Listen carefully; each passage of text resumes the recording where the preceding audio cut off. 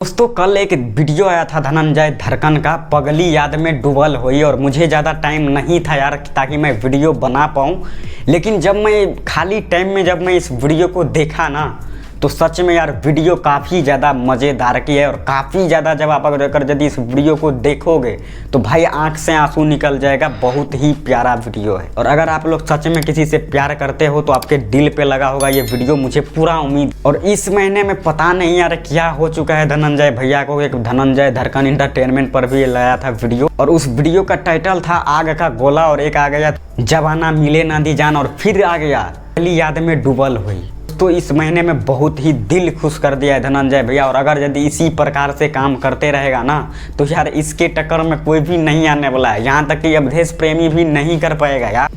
तो अगर आप लोग धनंजय धड़कन का फैन हो तो इस वीडियो को लाइक करके और चैनल को यार सब्सक्राइब जरूर कर लेना, क्योंकि यहाँ पे आपको ऐसे ही अमेजिंग वीडियो मिलती रहती है। तो चलिए दोस्तों, तब तक के लिए जय हिंद।